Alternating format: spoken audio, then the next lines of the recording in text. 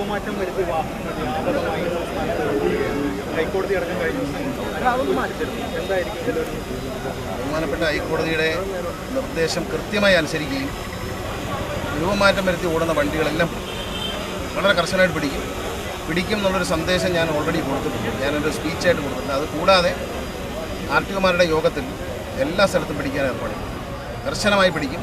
അതുകൊണ്ട് അതിനു മുമ്പ് അവർ അഴിച്ചു മാറ്റാൻ അവർക്കൊരു അവസരം കൊടുക്കണം. ഒരാളെ ഉപദ്രവിക്കുമെന്ന് പറഞ്ഞല്ല പറയരുത്. അതുകൊണ്ട് നമ്മൾ അവസരം കൊടുത്തിട്ടുണ്ട്, ഒരു അറിയിപ്പ് കൊടുത്തിട്ടുണ്ട്, ദയവേത് ഊരി മാറ്റുക എന്ന് പറയുന്നുണ്ട്. ഊരി മാറ്റുക തന്നെ.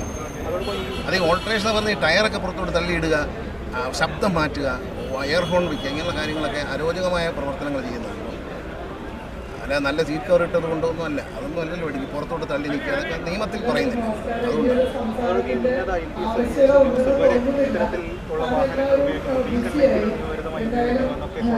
ഇവിടെ കേരളത്തിൽ അങ്ങനെ ബീക്കൺ ലൈറ്റ് ഉപയോഗിക്കുന്നതായിട്ട് കണ്ടിട്ടുണ്ട്. വെളിയിലൊക്കെ കാണുമായിരിക്കും. ഇവിടെ പക്ഷേ മിനിസ്റ്റേഴ്സിനും ഒന്നുമില്ലല്ലോ, ആർക്കും ബീക്കൺ ലൈറ്റ് ഇല്ല.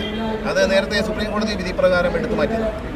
അതിൽ മാറ്റം വന്നിട്ടില്ല. കേരളത്തിലെ പോലീസ് ഉദ്യോഗസ്ഥന്മാർക്ക് വയ്ക്കാം, പോലീസ് ഉദ്യോഗസ്ഥന്മാർക്ക് നീല ലൈറ്റ് വയ്ക്കാം, ഫയർ അങ്ങനെയുള്ളവർക്ക് ചെയ്യാൻ പറ്റും. പക്ഷേ ഈ ഫോറസ്റ്റ് ഓഫീസർമാർക്ക് വയ്ക്കാൻ പാടില്ല. പക്ഷെ അവരും വയ്ക്കുന്നു. ലൈറ്റ് എല്ലാം അടുത്ത ആഴ്ച കൊണ്ടൊരു ഡ്രൈവിൽ ഓരോ RTOമാരുടെയും മേഖലകളിലുള്ള ജോയിൻ്റ് RTO മേഖലയിലുള്ള ടൂറിസ്റ്റ് ബസ്സുകൾ പരിശോധിച്ച് ഇത്തരം ലൈറ്റുകൾ അഴിച്ചു മാറ്റണം. അവരോട് തന്നെ ഈ ഉദ്യോഗസ്ഥൻ ചെന്നത് അഴിച്ചു മാറ്റുമ്പോൾ ഒരു മോശമായ സീൻ ഉണ്ടാക്കിയിട്ട് അത് ചാനലുകളിലും യൂട്യൂബിലൊക്കെ കൊടുത്ത് കുഴപ്പമുണ്ടാകും. അതുകൊണ്ട് ഞാൻ പറഞ്ഞത് ഒരു അപേക്ഷയുണ്ട്, ദയവേത് അഴിച്ചു മാറ്റിയില്ലെങ്കിൽ പിന്നെ നമ്മൾ അഴിക്കുകയല്ല പറയും മാറുന്നത്. ഇത് ബഹുമാനപ്പെട്ട ഹൈക്കോടതി ഉത്തരം പറയണ്ടേ, ഉദ്യോഗസ്ഥന്മാർ സർക്കാരിന് ഉത്തരം പറയണ്ടേ. അപ്പോൾ അതുകൊണ്ട് അഴിച്ചേ പറ്റും. വേഗപൂർണ്ണമായിട്ട് ഒരു വിട്ടുവീഴ്ചയില്ല. എല്ലാ വണ്ടികളും, വലിയ വണ്ടികൾ, ഇപ്പോൾ ടിപ്പർ ലോറി ഒരു റൗണ്ട് പിടിച്ചു. 87 ലക്ഷം രൂപയാണ് നമ്മൾ ഫൈൻ അടിച്ചത് 3 ദിവസം. 9 വണ്ടി പരിശോധിക്കുമ്പോൾ 9ലും ഇല്ല എന്നുള്ളതാണ്. അപ്പോൾ അത് വന്നതുകൊണ്ട് അപകടങ്ങൾ കുറഞ്ഞിട്ടുണ്ട്. ഈ ഓവർലോഡല്ല കുഴപ്പം, ഓവർ സ്പീഡാണ് കുഴപ്പം. ഈ ലോറി ചവിട്ടിയാൽ കിട്ടത്തില്ല. ഇത്രയും ലോഡ് വെച്ചുകൊണ്ട് പോകുമ്പോൾ ഇത് ആ പറയുന്ന സ്പീഡിന് മേളിൽ പോയാൽ കിട്ടില്ല. അതുകൊണ്ടാണ് അങ്ങനെ പറയുന്നത്. പിന്നെ പ്രൈവറ്റ് ബസ്സിൻ്റെ ഈ ആഴ്ചയിൽ പരിശോധിക്കാൻ പറയും. വ്യാപകമായ റൈഡാണ്. പ്രൈവറ്റ് ബസ്സിൻ്റെ വിവേക പൂർണ്ണ ഉണ്ടെങ്കിൽ